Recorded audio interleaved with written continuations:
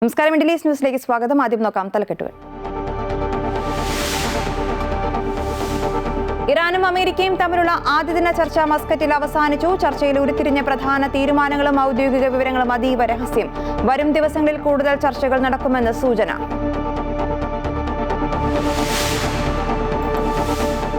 കേരളത്തിന്റെ സിൽവർ ലൈനിൽ നിലപാട് വ്യക്തമാക്കി കേന്ദ്രം. പദ്ധതി നടപ്പാക്കാനാകില്ലെന്നും സംസ്ഥാനത്തിന് താൽപര്യമുണ്ടെങ്കിൽ അതിവേഗ റെയിൽ പരിഗണിക്കാമെന്നും കേന്ദ്ര റെയിൽവേ മന്ത്രി അശ്വിനി വൈഷ്ണവ്.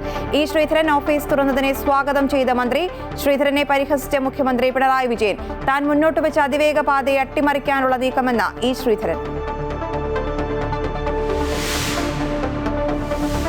ശബരിമല സ്വർണ്ണക്കൊള്ളയിൽ കോൺഗ്രസിനെതിരെ മുഖ്യമന്ത്രി പിണറായി വിജയൻ. ഉണ്ണികൃഷ്ണൻ പോറ്റിയെ ശബരിമലയിൽ കയറ്റിയത് 2004-ൽ കോൺഗ്രസ് ദേവസ്വം ബോർഡ്. ഇന്ന് കോൺഗ്രസിന്റെ ഉന്നതനായ അഖിലേന്ത്യാ നേതാവായിരുന്നു അന്നത്തെ ദേവസ്വം മന്ത്രിയെന്നും കെ.സി. വേണുഗോപാലിനെ ഉന്നംവച്ച മുഖ്യമന്ത്രി. മുൻ അഡ്മിനിസ്ട്രേറ്റീവ് ഓഫീസർ ശ്രീകുമാറിനെ ചോദ്യം ചെയ്ത് ഇ.ഡി.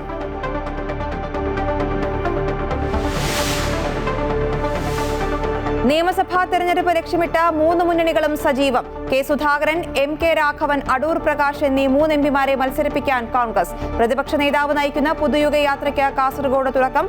എൽ.ഡി.എഫിന്റെ വികസന മുന്നേറ്റ യാത്ര തുടരുന്നു. ബി.ജെ.പി. ദേശീയ അധ്യക്ഷൻ കേരളത്തിൽ. നിയമസഭാ തെരഞ്ഞെടുപ്പ് കേരളത്തിൽ മാറ്റം കൊണ്ടുവരുമെന്ന് നിതിൻ നബീൻ. അണ്ടർ-19 ലോകകപ്പ് കിരീടം ഇന്ത്യയ്ക്ക്. ഫൈനലിൽ ഇംഗ്ലണ്ടിനെ 100 റൺസിന് തകർത്തു. 80 പന്തിൽ 175 റൺസ് നേടിയ വൈഭവ് സൂര്യവംശി കളിയിലെ താരം. ഇന്ത്യയുടെ 6ാം കിരീട നേട്ടം.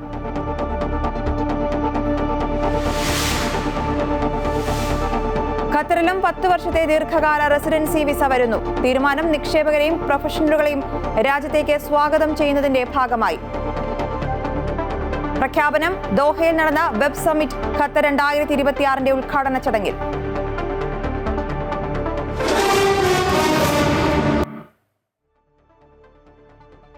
യു.എസ്. ഇറാൻ അസ്വാരസ്യങ്ങൾ പുകയുന്നതിനിടെ ഇരു രാജ്യങ്ങളുടെയും പ്രതിനിധികൾ പങ്കെടുത്ത പരോക്ഷ ചർച്ച ഒമാനിൽ നടന്നു. ഇക്കഴിഞ്ഞ ജൂണിൽ ഇറാനിയൻ ആണവ കേന്ദ്രങ്ങൾക്ക് നേരെയുള്ള ഇസ്രായേലിന്റെ ആക്രമണങ്ങളിൽ അമേരിക്ക പങ്കുചേർന്നതിനു ശേഷം ടെഹ്റാനും വാഷിംഗ്ടണും തമ്മിലുള്ള ആദ്യത്തെ നയതന്ത്ര ഇടപെടലാണ് ഈ ചർച്ച. ചർച്ചയുടെ വിശദാംശങ്ങൾ പൂർണ്ണമായും പുറത്തുവന്നിട്ടില്ല. യു.എസ്. ഇറാൻ അസ്വാരസ്യങ്ങൾ പുകയുന്നതിനിടെ ഇരു രാജ്യങ്ങളുടെയും പ്രതിനിധികൾ പങ്കെടുത്ത പരോക്ഷ ചർച്ച ഒമാനിൽ നടന്നു. തലസ്ഥാനമായ മസ്കറ്റിൽ നടന്ന ചർച്ചയിൽ യു.എസ്. പ്രസിഡന്റ് ഡൊണാൾഡ് ട്രംപിന്റെ ഉപദേഷ്ടാക്കളായ Steve Witkoff, Jared Kushner, Iran വിദേശകാര്യ വകുപ്പ് മന്ത്രി അബ്ബാസ് അരഗ്ചി എന്നിവരാണ് പങ്കെടുത്തത്. ഇക്കഴിഞ്ഞ ജൂണിൽ ഇറാനിയൻ ആണവ കേന്ദ്രങ്ങൾക്ക് നേരെയുള്ള ഇസ്രായേലിന്റെ ആക്രമണങ്ങളിൽ അമേരിക്ക പങ്കുചേർന്നതിനു ശേഷം ടെഹ്റാനും വാഷിംഗ്ടണും തമ്മിലുള്ള ആദ്യത്തെ നയതന്ത്ര ഇടപെടലാണ് ഈ ചർച്ച. ഇറാനും യു.എസിനുമിടയിൽ ദീർഘകാലമായി മധ്യസ്ഥത വഹിക്കുന്ന ഒമാനാണ് ഈ ചർച്ചയ്ക്കും വേദിയായത്. ചർച്ചകൾ പരോക്ഷമാണെന്നും ഇറാൻ യു.എസ്. പ്രതിനിധികൾ നേരിട്ട് കൂടിക്കാഴ്ച നടത്തിയിട്ടില്ലെന്നും ഇറാൻ സ്റ്റേറ്റ് മീഡിയ അറിയിച്ചു. ഒമാൻ വിദേശകാര്യമന്ത്രി ബദർ ബിൻ ഹമദ് അൽ ബുസൈദിയാണ് ഇരു കക്ഷികളുടെയും സന്ദേശങ്ങൾ കൈമാറിയത്.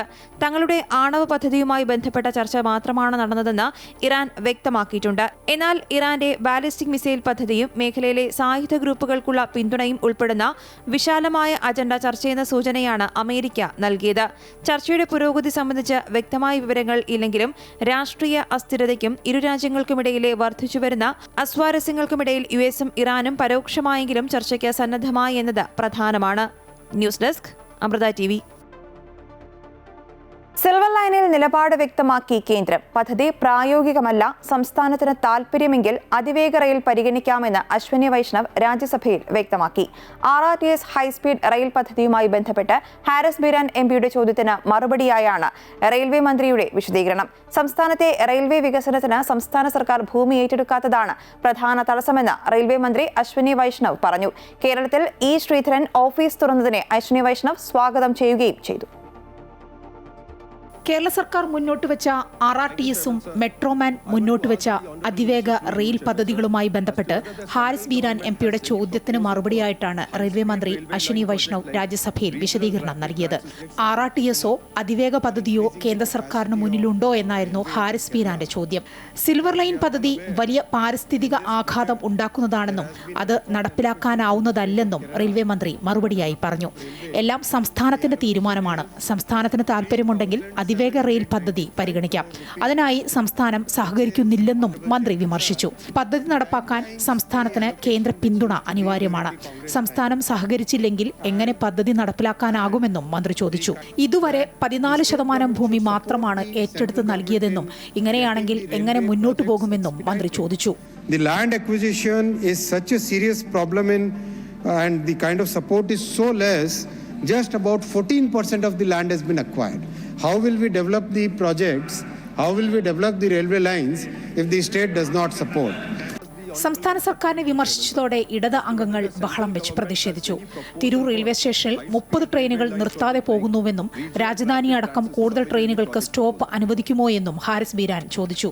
30 ട്രെയിനുകൾ സ്റ്റേഷൻ നിർത്തുന്നുണ്ടെന്നും മറ്റാവശ്യങ്ങളുണ്ടെങ്കിൽ പരിഗണിക്കുമെന്നും മന്ത്രി മറുപടി നൽകി. അമൃത് ഭാരത് പദ്ധതിയിൽ ഉൾപ്പെടുത്തി സ്റ്റേഷൻ വികസിപ്പിക്കുന്നുണ്ടെന്നും മന്ത്രി അറിയിച്ചു. മലപ്പുറത്ത് ഇ ശ്രീധരൻ ഓഫീസ് തുറന്നത് റെയിൽവേ മന്ത്രാലയത്തിന്റെ അനുമതിയോടെയാണോ എന്ന് ജോൺ ബ്രിട്ടാസ് MP ചോദിച്ചു. ശ്രീധരൻ ഓഫീസ് തുറന്നതിനെ സ്വാഗതം ചെയ്യുന്നുവെന്നായിരുന്നു മന്ത്രിയുടെ മറുപടി. രാജ്യത്തിനും റെയിൽവേക്കും സഹായകമാകുന്നതിനെ സ്വാഗതം ചെയ്യുന്നുവെന്നും മന്ത്രി വ്യക്തമാക്കി. Especially Dr. Sridharan, who is so well versed with railways, who understands the technology, who understands engineering, if he is opening an office to support any initiative for development of railways, we strongly welcome it.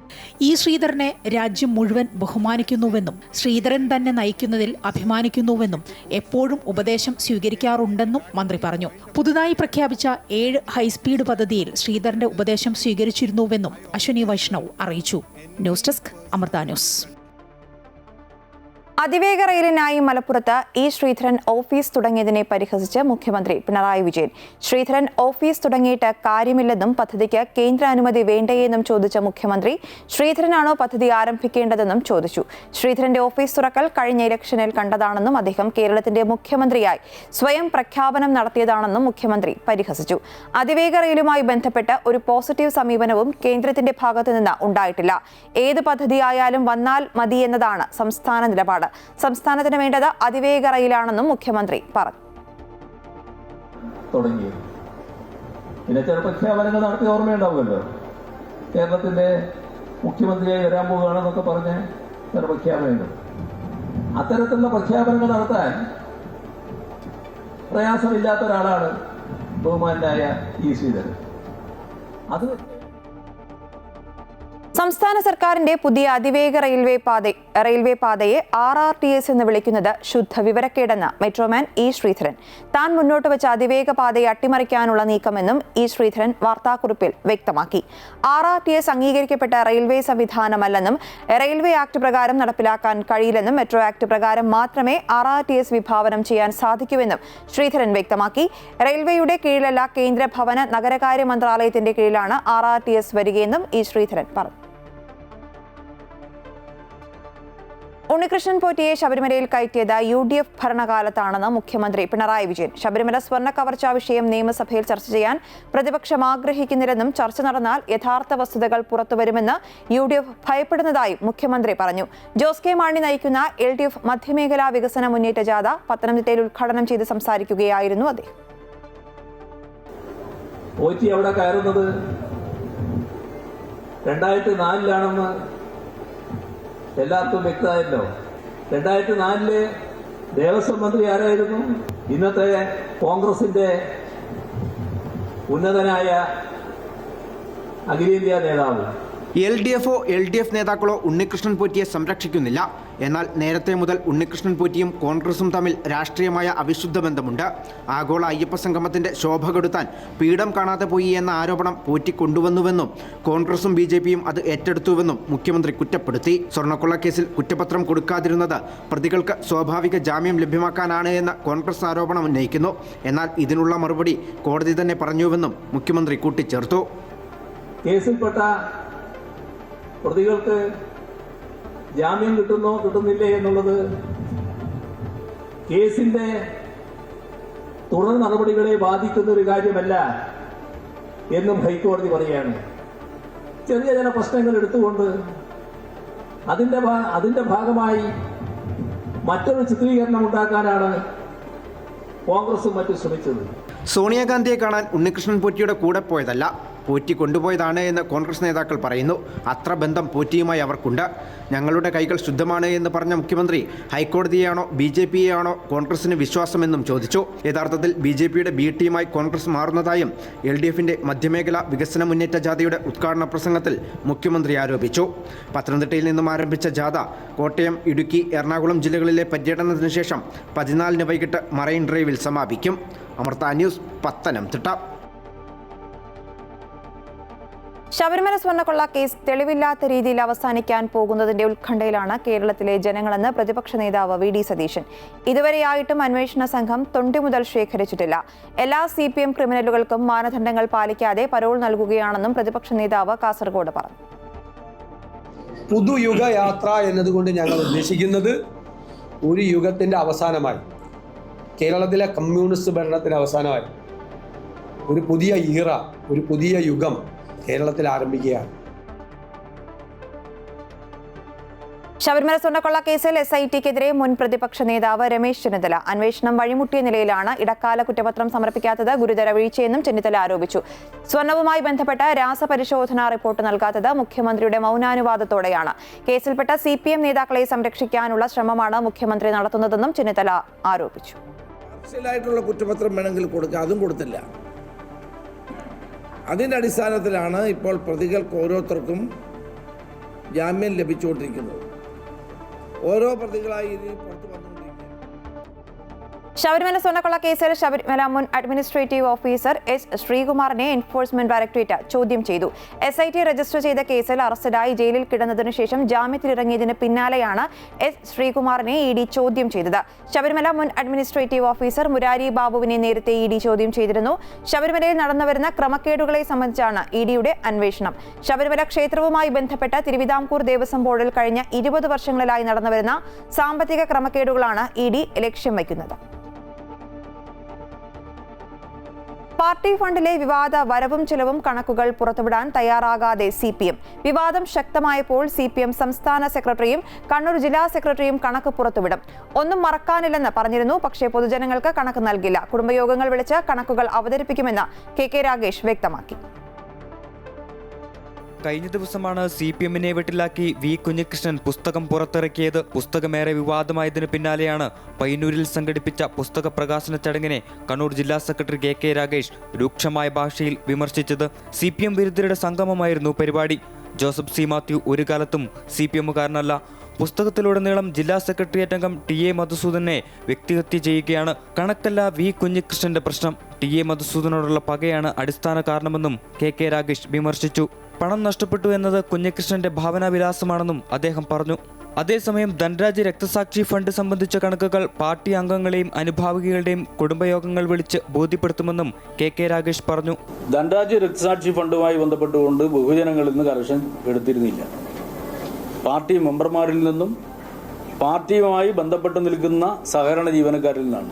ഈ സഹകരണ ജീവനക്കാരെന്ന് പറഞ്ഞ മഹാഭൂരിപക്ഷവും party മെമ്പർമാർ തന്നെയാണ്. ആ കണക്ക് അതിനെ തുടർന്ന് party മെമ്പർമാരുടെ യോഗം വിവിധ തലങ്ങളിൽ ചേർന്നു.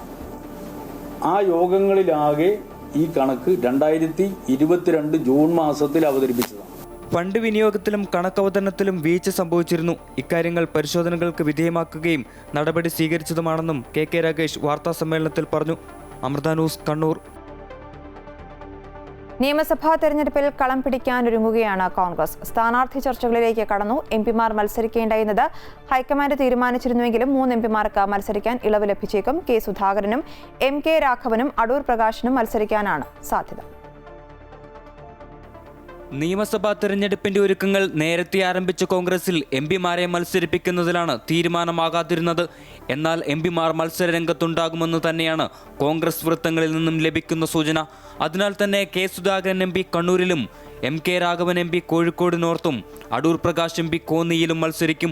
ഇക്കാര്യത്തിൽ അന്തിമ തീരുമാനം ഹൈക്കമാൻഡിൻ്റേതാണെന്നും വിജയസാധ്യതയാണ് സ്ഥാനാർത്ഥി നിർണയത്തിന്റെ മാനദണ്ഡമെന്നും UDF കൺവീനർ കൂടിയായ അടൂർ പ്രകാശ് പ്രതികരിച്ചു.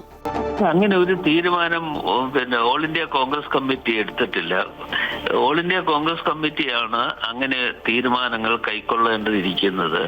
അപ്പൊ അവര് ഒരു തീരുമാനം എടുക്കാതെ ഇക്കാര്യത്തെ കുറിച്ച് പ്രതികരിക്കുന്നത് ഒരിക്കലും ശരിയല്ല. അതുകൊണ്ട് അത് ഓൾ ഇന്ത്യ കോൺഗ്രസ് കമ്മിറ്റി എന്താണ് തീരുമാനിക്കുന്നത് എന്നുള്ളത് വന്നതിന് ശേഷമാണെങ്കിൽ ഞാൻ പ്രതികരിക്കാം. പഠനത്തിലൂടെ ആരൊക്കെയാണ് അതിന് പറ്റുന്ന ആളുകൾ എന്ന് നടത്തിയതിന് ശേഷം മാത്രമാണ് അതേക്കുറിച്ചൊരു തീരുമാനം കൈക്കൊള്ളത്തുള്ളൂ. അത് എൻ്റെ അഭിപ്രായം എന്നുള്ളത് മാത്രമല്ല, ഓൾ ഇന്ത്യ കോൺഗ്രസ് കമ്മിറ്റി എടുക്കേണ്ട തീരുമാനത്തിന് പകരമായി ഒരു തീരുമാനം UDF കൺവീനർ എന്നുള്ള നിലയിൽ എനിക്ക് പറയാൻ പറ്റില്ല. അതേസമയം ഏതാനും ദിവസങ്ങൾക്കകം മത്സരരംഗത്തുള്ളവരുടെ കാര്യത്തിൽ പ്രഖ്യാപനമുണ്ടാകും. മുതിർന്ന നേതാക്കളും യുവത്വവും ഒരുമിച്ച് ജയസാധ്യത മാത്രമുള്ള സ്ഥാനാർത്ഥി നിരയുമായി തെരഞ്ഞെടുപ്പിനെ നേരിടാനാണ് കോൺഗ്രസിന്റെ തീരുമാനം.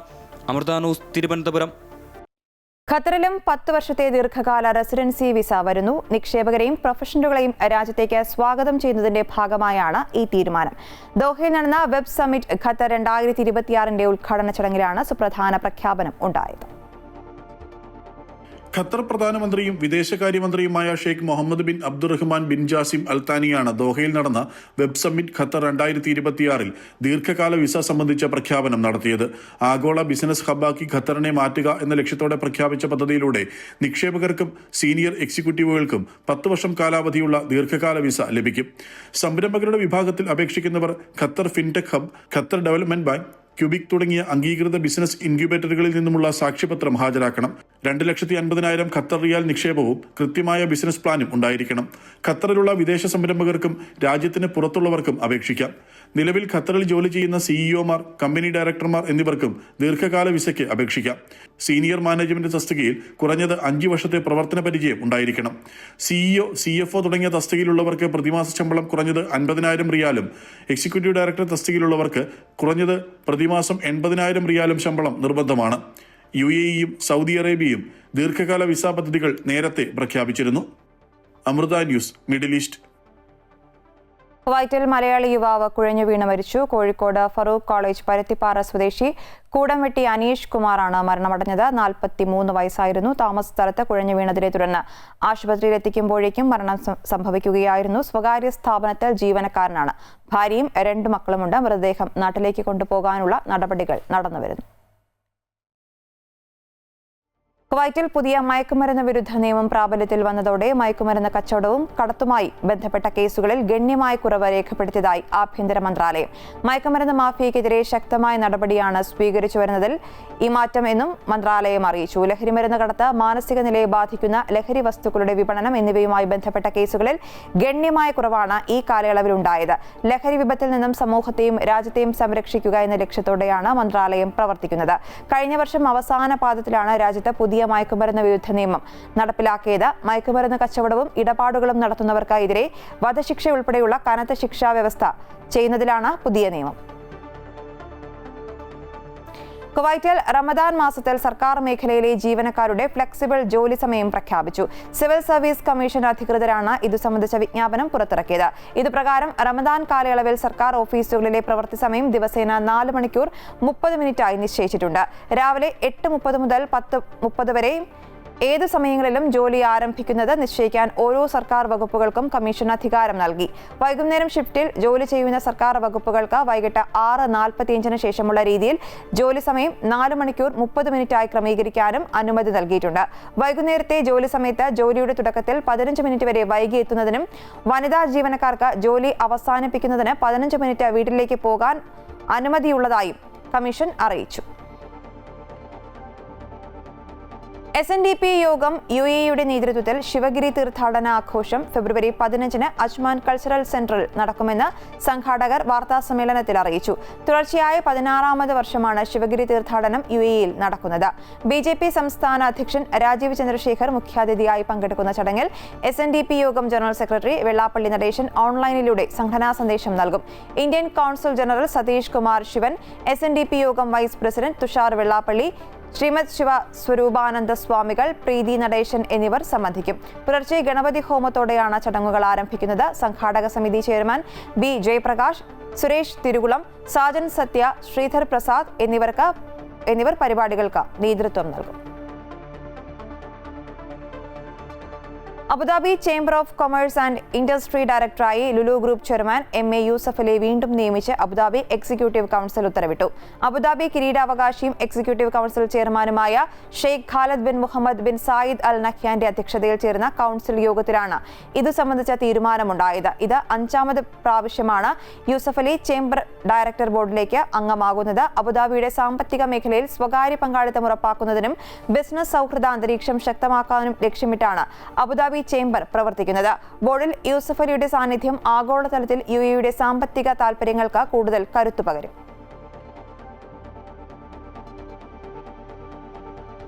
വഴുതക്കാട് ട്രിവാൻഡ്രം ക്ലബിന് മുൻപിൽ വെച്ച് മണിയൻപിള്ള രാജുവിന്റെ വോൾവോ കാറും യുവാക്കൾ സഞ്ചരിച്ച ബൈക്കും കൂട്ടിയിടിച്ച് അപകടമുണ്ടായിരുന്നു. അപകടത്തിന്റെ CCTV ദൃശ്യങ്ങൾ പുറത്തുവന്നു. അപകടത്തിന് ശേഷം കാർ നിർത്താതെ പോയതിൽ വലിയ വിമർശനമാണ് ഉയരുന്നത്. പോലീസിന്റെ ഭാഗത്തുനിന്ന് വീഴ്ചയുണ്ടായി എന്നാണ് ആരോപണം. അപകടം നടന്ന 12 മണിക്കൂറിന് ശേഷമാണ് മണിയൻപിള്ള രാജുവിനെ വൈദ്യപരിശോധനയ്ക്ക് വിധേയമാക്കിയതെന്നും ആരോപണമുണ്ട്. അതേസമയം യുവാക്കളുടെ ബൈക്ക് തന്റെ വാഹനത്തിൽ വന്ന് ഇടിക്കുകയായിരുന്നുവെന്നാണ് മണിയൻപിള്ള രാജുവിന്റെ വാദം. രാവിലെ 9:30യോടുകൂടി മ്യൂസിയം പോലീസ് സ്റ്റേഷനിൽ ഹാജരായ മണിയൻപിള്ള രാജുവിന്റെ അറസ്റ്റ് രേഖപ്പെടുത്തുകയായിരുന്നു. അതിനുശേഷം വൈദ്യപരിശോധനയ്ക്ക് വിധേയമാക്കുകയും അപകടം നടന്ന സ്ഥലത്തെത്തി നടന്റെ മൊഴി രേഖപ്പെടുത്തുകയും ചെയ്തതിനു ശേഷമാണ് ജാമ്യത്തിൽ വിട്ടയച്ചത്. അപകടമുണ്ടാക്കിയ മണിയൻപിള്ള രാജു ഓടിച്ച വോൾവോ കാർ കണ്ടെത്തി. ടെന്നീസ് ക്ലബിന്റെ പിന്നിൽ നിന്നാണ് മണിയൻപിള്ള രാജുവിന്റെ കാർ കണ്ടെത്തിയത്. മണിയൻപിള്ള രാജുവിന്റെ മൊഴിയുടെ അടിസ്ഥാനത്തിലാണ് വാഹനം കണ്ടെത്തിയത്. താനൊരു ക്യാൻസർ രോഗിയാണെന്നും യുവാക്കളുടെ വാഹനം തന്റെ കാറിൽ വന്നിടിക്കുകയായിരുന്നുവെന്നും മണിയൻപിള്ള രാജു പറഞ്ഞു. ഞാൻ ഇടിച്ചിട്ട് അങ്ങനെ നിർത്താതെ പോകുന്നതല്ല. എന്റെ വണ്ടിയിൽ വന്ന് ഇടിക്കുകയായിരുന്നു. സ്പീഡിൽ വന്നിട്ട് ഞാൻ ട്രിവാൻഡ്രം ക്ലബിന്റെ മുമ്പിൽ നിന്ന് ക്രോസ് ചെയ്യാൻ പതുക്കെയല്ലേ പറ്റുള്ളൂ. അത് നിങ്ങൾക്ക് CCTVയിൽ കാണാം. ഞാൻ ക്രോസ് ചെയ്ത് ഇവർ എന്തോ ശബ്ദം കേട്ട് ഇവർ താഴെ വീഴുന്നുണ്ടപ്പോൾ ആക്സിഡന്റ് ആണ് മനസ്സിലായി. അപ്പൊ തന്നെ ഞാൻ പെർപ്ലസ്ഡായി. ഉടനെ തന്നെ ഞാൻ സുബ്രഹ്മണ്യങ്ങളുടെ ഫ്രണ്ട്സിനെ വിളിച്ചു പറഞ്ഞു ഒരു ആക്സിഡന്റ് നടന്നിട്ട് പെട്ടെന്ന് ആംബുലൻസ് എന്തെങ്കിലും അറേഞ്ച് ചെയ്യണം, എനിക്ക് ഇറങ്ങാൻ പറ്റുമെന്ന് പറഞ്ഞു. അങ്ങനെ ഞാൻ പോയി സ്റ്റേഷനിൽ വിളിച്ചു പറഞ്ഞു രാവിലെ എത്തിക്കൊള്ളാം എന്ന് പറഞ്ഞു. വയ്യാത്ത ആളാണ്, ക്യാൻസർ പേഷ്യന്റ്. ഇപ്പൊ ചിക്കൻ കുനിയെ അടിച്ചാൽ നിൽക്കുന്നത് നിങ്ങൾക്ക് പകരില്ല, പേടിക്കണ്ടേ, കൊതു അടിച്ചാലേ പരത്തുള്ളൂ. അപകടത്തിൽ ബൈക്ക് യാത്രക്കാരായ നിവേദ് കൃഷ്ണ, സൂരജ് എന്നിവർക്കാണ് പരിക്കേറ്റത്. ഒരാൾ കിംസ് ആശുപത്രിയിലും മറ്റൊരാൾ മെഡിസിറ്റി ആശുപത്രിയിലും ചികിത്സയിലാണ്. തങ്ങളുടെ ബൈക്ക് ഇടിച്ചു തെറിപ്പിച്ച് മണിയൻപിള്ള രാജുവിന്റെ വാഹനം നിർത്താതെ പോയെന്നായിരുന്നു യുവാക്കളുടെ മൊഴി. ഇന്നലെ രാത്രി 10 മണിയോടെയാണ് അപകടമുണ്ടായത്. അപകടത്തിന്റെ CCTV ദൃശ്യങ്ങളും ഇതിനോടകം പുറത്തു വന്നിട്ടുണ്ട്. അതേസമയം പോലീസിനെതിരെ ഗുരുതര ആരോപണങ്ങളാണ് ഉയരുന്നത്. അപകടം നടന്ന 12 മണിക്കൂറിന് ശേഷമാണ് മണിയൻപിള്ള രാജുവിനെ വൈദ്യപരിശോധനയ്ക്ക് വിധേയമാക്കിയത്. മണിയൻപിള്ള രാജു ഓടിച്ച വാഹനം കണ്ടെത്തുന്നതിലും പോലീസിന്റെ ഭാഗത്തു നിന്ന് വീഴ്ചയുണ്ടായെന്നാണ് ഉയരുന്ന ആരോപണം. അമൃത ന്യൂസ്, തിരുവനന്തപുരം. പാക് തലസ്ഥാനമായ ഇസ്ലാമാബാദിൽ ചാവേർ ആക്രമണത്തിൽ 31 പേർ കൊല്ലപ്പെട്ടു. 169 പേർക്ക് പരിക്കേറ്റു. ഷിയാ പള്ളിയിൽ ജുമാ നിസ്കാരത്തിനിടെയാണ് സ്ഫോടനമുണ്ടായത്. ഇസ്ലാമാബാദിലെ ഷഹ്സാദ് ടൗൺ മേഖലയിലെ തല്ലായി ഇമാം ബർഗാഹിലാണ് സ്ഫോടനമുണ്ടായത്. കൊല്ലപ്പെട്ടവരിൽ Islamabad police inspector general Syed Ali Naseer റസ്വിയും ഉൾപ്പെടും. സ്ഫോടനത്തിന്റെ കൃത്യമായ സ്വഭാവം വിലയിരുത്താനായില്ലെങ്കിലും ചാവേർ സ്ഫോടനമെന്നാണ് അധികൃതരുടെ പ്രാഥമിക നിഗമനം. പരിക്കേറ്റവരെ പാകിസ്ഥാൻ ഇൻസ്റ്റിറ്റ്യൂട്ട് ഓഫ് മെഡിക്കൽ സയൻസിലേക്കും പോളിക്ലിനിക് ആശുപത്രിയിലേക്കും മാറ്റിയിട്ടുണ്ട്. സ്ഫോടനത്തിന്റെ പശ്ചാത്തലത്തിൽ നഗരത്തിൽ അടിയന്തരാവസ്ഥയും പ്രഖ്യാപിച്ചു. പള്ളിയുടെ കവാടത്തിൽ ചാവേറുകളെ സുരക്ഷാ ജീവനക്കാർ തടഞ്ഞുവെങ്കിലും ഇവിടെ വെച്ച് പൊട്ടിത്തെറിക്കുകയായിരുന്നുവെന്നാണ് പുറത്തുവരുന്ന വിവരം. വൻ സ്ഫോടനത്തിൽ സമീപത്തെ കെട്ടിടങ്ങൾക്ക് വരെ കേടുപാടുകളുണ്ടായി. മൃതദേഹങ്ങൾ ചിതറിക്കിടക്കുന്ന വീഡിയോകളും സമൂഹമാധ്യമത്തിൽ പ്രചരിക്കുന്നുണ്ട്.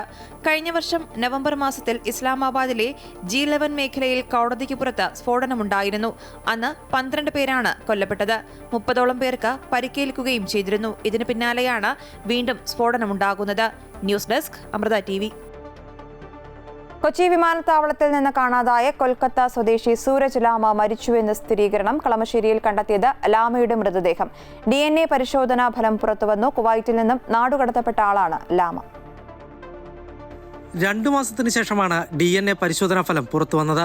കുവൈറ്റ് മദ്യദുരന്തത്തിൽ ഇരയായി ഓർമ്മശക്തി നഷ്ടപ്പെട്ട് കേരളത്തിലേക്ക് നാടുകടത്തപ്പെട്ട സൂരജ് ലാമ കൊൽക്കത്ത സ്വദേശിയാണ്. ഒക്ടോബർ 5-നാണ് ലാമയെ വിമാനത്താവളത്തിൽ നിന്ന് കാണാതായത്. തുടർന്ന് പിതാവിനെ കണ്ടെത്തണമെന്നാവശ്യപ്പെട്ട് മകൻ സാന്റൻ ലാവ ഹൈക്കോടതിയിൽ ഹേബിയസ് കോർപ്പസ് ഫയൽ ചെയ്യുകയായിരുന്നു. ഇതിനിടെയാണ് കളമശ്ശേരി HMTക്ക് സമീപത്തെ ആളൊഴിഞ്ഞ ഭാഗത്ത് പുരുഷന്റെ മൃതദേഹം കണ്ടെത്തിയത്. മൃതദേഹത്തിന് 1 മാസത്തോളം പഴക്കമുള്ളതിനാൽ തിരിച്ചറിയാൻ കഴിയാത്ത അവസ്ഥയിലായിരുന്നു. ഇതോടെയാണ് DNA പരിശോധന നടത്തിയത്. മൃതദേഹം പിതാവിന്റേതാണെന്ന് DNA പരിശോധനയിൽ തെളിഞ്ഞതായി മകൻ സാന്റൻ ലാമ പ്രതികരിച്ചു. കൊൽക്കത്തയിൽ വേരുകളുള്ള സൂരജ് ലാമ വർഷങ്ങളായി ബാംഗ്ലൂരുവിലാണ് താമസിച്ചു വരുന്നത്. കുവൈറ്റിൽ 4 റെസ്റ്റോറന്റുകളുടെ ഉടമ കൂടിയാണ് സൂരജ്. അമൃത ന്യൂസ്, കൊച്ചി.